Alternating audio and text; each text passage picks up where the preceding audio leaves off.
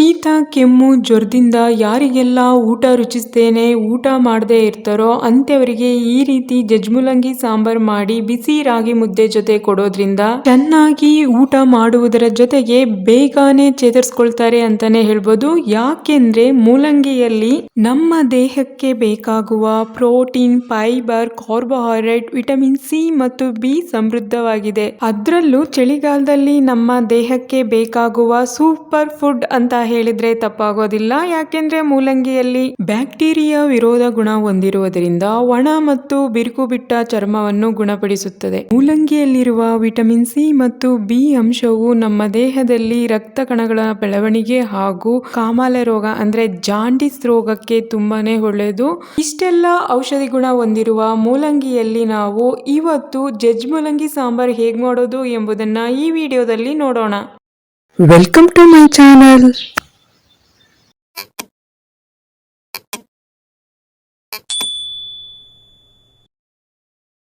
ಎಲ್ಲರಿಗೂ ನಮಸ್ಕಾರ. ಈ ದಿನ ನಾವು ಜಜ್ಮುಲಂಗಿ ಸಾಂಬಾರ್ ಹೇಗ್ ಮಾಡೋದು ಎಂಬುದನ್ನ ಈ ವಿಡಿಯೋದಲ್ಲಿ ನೋಡೋಣ. ಒಂದು ಮಿಕ್ಸಿ ಜಾರಿಗೆ ಸಿಪ್ಪೆ ಎಲ್ಲ ತೆಗೆದು ನೀಟಾಗಿ ತೊಳೆದು ಕಟ್ ಮಾಡಿದಂತಹ ಒಂದು ಬಟ್ಟಲು ಮೂಲಂಗಿ ಪೀಸ್ಗಳನ್ನ ಹಾಕೊಳ್ತಾ ಇದ್ದೇನೆ. ನಂತರ 2 ಟೇಬಲ್ ಸ್ಪೂನ್ ಮೆಣಸು, 20 ರಿಂದ 25 ಎಸಳು ಬೆಳ್ಳುಳ್ಳಿ ಹಾಕಿ ನೀರು ಸೇರಿಸದೆ ಒಳಕಲ್ ಇರೋರು ಇದನ್ನ ಜಜ್ಕೊಳ್ಳಿ. ನನ್ನ ಹತ್ರ ಒಳಕಲ್ ಇಲ್ಲದ ಕಾರಣ ಮಿಕ್ಸಿಲಿ ತರ್ತರಿಯಾಗಿ ಈ ರೀತಿ ಪೇಸ್ಟ್ ಮಾಡ್ಕೊಂಡಿದ್ದೇನೆ. ಅದೇ ಮಿಕ್ಸಿ ಜಾರಿಗೆ ಒಂದು ಬಟ್ಟಲು ಕಾಯಿ ತುರಿ, ಸ್ವಲ್ಪ ಶುಂಠಿ, 1/4 ಟೀ ಸ್ಪೂನ್ ಉರಿಗಡಲೆ, ಸ್ವಲ್ಪ ಕೊತ್ತಂಬರಿ ಸೊಪ್ಪು, ಮಸಾಲಾ, ಖಾರದ ಪುಡಿ, ಬೇಳೆ ಸಾಂಬಾರ್ ಪೌಡರ್ನ ಹಾಕಬೇಡಿ, ಸಾಂಬಾರ್ ಚೆನ್ನಾಗಿ ಆಗೋದಿಲ್ಲ. ನೀವೇನು ಕಾಳು ಸಾಂಬಾರ್ಗೆ ಅಥವಾ ಮಟನ್ ಸಾಂಬಾರ್ಗೆ ಬಳಸ್ತೀರೋ ಅದೇ ಮಸಾಲಾ ಪೌಡರ್ ಅನ್ನ ಹಾಕಿ. 1/4 ಟೀ ಸ್ಪೂನ್ ಅರಿಶಿನದ ಪುಡಿ, ಒಂದು ಹಚ್ಚಿದಂತಹ ಈರುಳ್ಳಿ, ಸ್ವಲ್ಪ ನೀರು ಸೇರಿಸಿ ಈ ರೀತಿ ರುಬ್ಕೋಬೇಕು.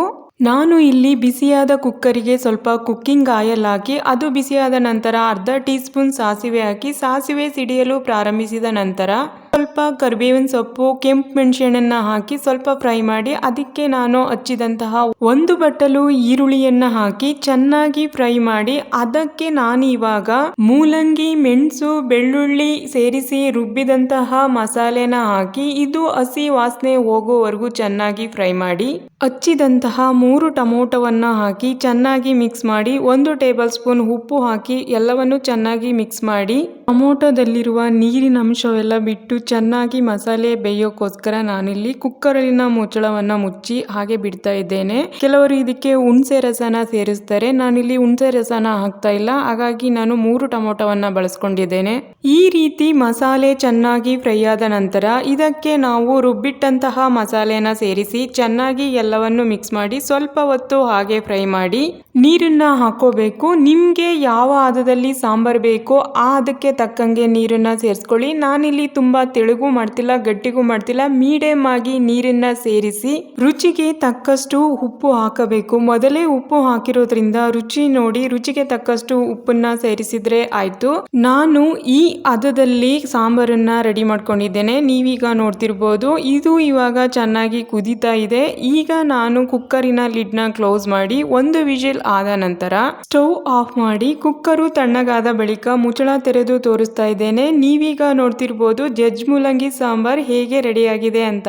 ಈ ಸಾಂಬಾರ್ ರೆಸಿಪಿ ನಿಮಗೆ ಇಷ್ಟವಾಗಿದ್ದರೆ ದಯವಿಟ್ಟು ಈ ವಿಡಿಯೋಗೊಂದು ಲೈಕ್ ಮಾಡಿ, ಕಮೆಂಟ್ ಮಾಡಿ, ಶೇರ್ ಮಾಡಿ ಅಂತ ಹೇಳ್ತಾ ಇನ್ನೂ ಯಾರೆಲ್ಲ ನನ್ನ ಚಾನೆಲ್ನ ಸಬ್ಸ್ಕ್ರೈಬ್ ಮಾಡದೆ ಹಾಗೆ ನೋಡ್ತಾ ಇದ್ದೀರೋ ದಯವಿಟ್ಟು ನನ್ನ ಚಾನೆಲ್ನ ಸಬ್ಸ್ಕ್ರೈಬ್ ಮಾಡಿ, ಬೆಲ್ ಐಕಾನ್ನ ಕ್ಲಿಕ್ ಮಾಡಿ, ಆಲ್ ಅನ್ನೋ ನೋಟಿಫಿಕೇಶನ್ ಓಕೆ ಮಾಡಿ ಅಂತ ಹೇಳ್ತಾ ಇಲ್ಲಿಗೆ ಈ ವಿಡಿಯೋನ ಮುಗಿಸ್ತಾ ಇದ್ದೇನೆ. ಎಲ್ಲರಿಗೂ ಧನ್ಯವಾದಗಳು.